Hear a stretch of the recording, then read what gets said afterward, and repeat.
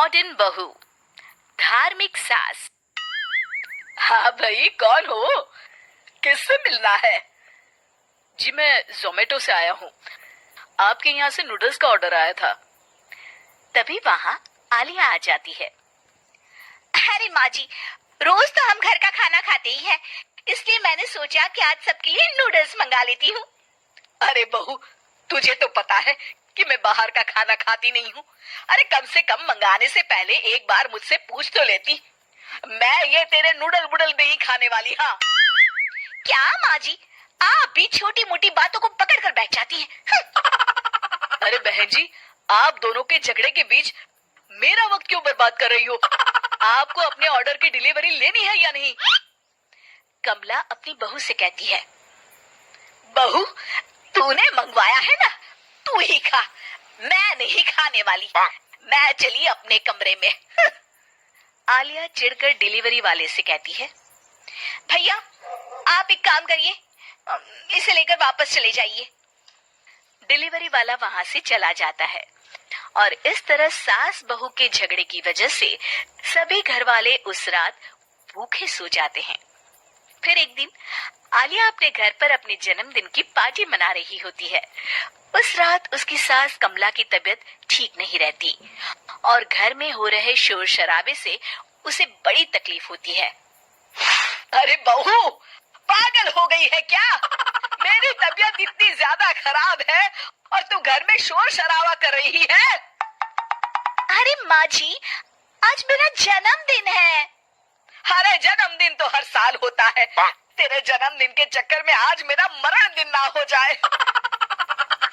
ओहो माँ जी, आप तो मेरी हर बात पर कोई ना कोई नुक्स निकालती ही रहती हैं। अब इंसान अपने घर में ही तो अपना जन्मदिन मनाएगा ना। अरे तो जन्मदिन मनाने के तरीके भी तो होते हैं ना। जरूरी थोड़ी है कि शोर शराबा करके ही जन्मदिन मनाया जाए। तभी वहाँ खड़ी आलिया की सहेलियां आपस में बात करने लगती है। अरे जरा इसकी सास को तो देख, ये तो बड़ी चिड़चिड़ करने वाली लगती है। बेचारी आलिया, उसे कैसी सास मिली है।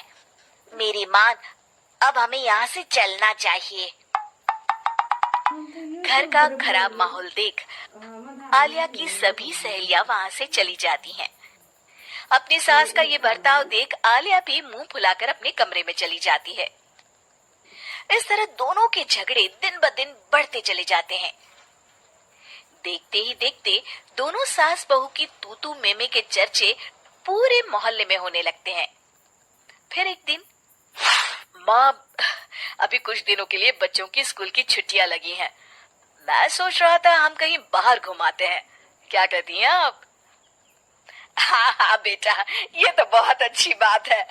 मैं तो कब से वैष्णो देवी जाने की सोच रही थी। चलो इसी बहाने माता के दर्शन भी हो जाएंगे। कमला की बात काटते हुए आलिया कहती है, अरे नहीं नहीं, वैष्णो देवी जाकर क्या करेंगी? मेरी एक सहेली पिछले साल ही गई थी। रास्ते भर बेचारी तकलीफ से गुजरते गुजरते वहां पहुंची। आज तक पछता रही है। वैष्णो देवी भी कोई घूमने वाली जगह है क्या? एक काम करते हैं, हम लोग शिमला चलते हैं। अरे नहीं बहू, बच्चों को धार्मिक स्थानों पर ले जाने से उनमें अच्छे संस्कार आते हैं और वैसे भी माता के दर्शन किस्मत वालों को ही मिलते हैं। नहीं नहीं माँ जी, मैंने सोच लिया है, हम लोग शिमला जाएंगे। अरे मैंने एक बार कह दिया ना, हम सब वैष्णो देवी जाएंगे। माँ, तुम वैष्णो देवी जाओ और आलिया तुम शिमला चली जाओ। मैं बच्चों के साथ घर में ही रहूंगा। अरे लेकिन आप ये क्या कह रहे हैं? अरे तो और क्या करूं? तंग आ गया हूं मैं तुम दोनों की रोज की झिकझिक से। बस खत्म करो, कहीं नहीं जा रहे हम। घूमने का प्रोग्राम कैंसिल। इतना कहकर राहुल वहां से चला जाता है। उस दिन के बाद से दोनों सास बहू एक दूसरे से मुंह फुलाए रहने लगती है। फिर एक दिन, अरे बहू, आज मुझे बाजार जाना है, चलेगी तू? हाँ माँ जी, मुझे भी काफी सामान खरीदना है, चलिए चलते हैं। दोनों बाजार पहुंच जाते। और खरीदारी करते समय किसी चीज को लेकर दोनों में बहस हो जाती है। अरे तुझे कुछ नहीं समझता, बाहर से दिखने में अच्छा दिख रहा है, 4 दिन भी नहीं चलेगा ये। अरे मैं कह रही हूँ ना, आप एक बार इसे लेकर तो देखिए, ये बहुत अच्छा है। अरे बहू, मैंने अपने बाल धूप में सफेद नहीं किए हैं। कपड़े को दूर से देखकर बता सकती हूँ कि कौन सा अच्छा है और कौन सा नहीं। अरे वाह माँ जी, मतलब मैं बेवकूफ हूँ, मुझे कुछ नहीं समझता है। तभी दोनों की बातें सुनकर दुकान वाला झुंझला कर कहता है, अरे माँ जी, आप दोनों अपना झगड़ा दुकान के बाहर जाकर करिए, मेरी दुकानदारी खराब मत करिए। अरे तू कैसी बात कर रहा है? अरे तो और क्या करूं? सारा मोहल्ला तुम दोनों के झगड़ों के बारे में जानता है। आपके झगड़े के कारण दूसरे ग्राहकों को तकलीफ हो रही है। जाइए, आप दोनों किसी और दुकान से सामान खरीद लीजिए। दुकानदार की तीखी बातें सुनकर कमला और आलिया को बड़ी शर्मिंदगी महसूस होती है। घर आने के बाद दोनों के मन में दुकानदार की बातें घूम रही होती है। बहू, मुझे लगता है कहीं ना कहीं गलती हम दोनों की है।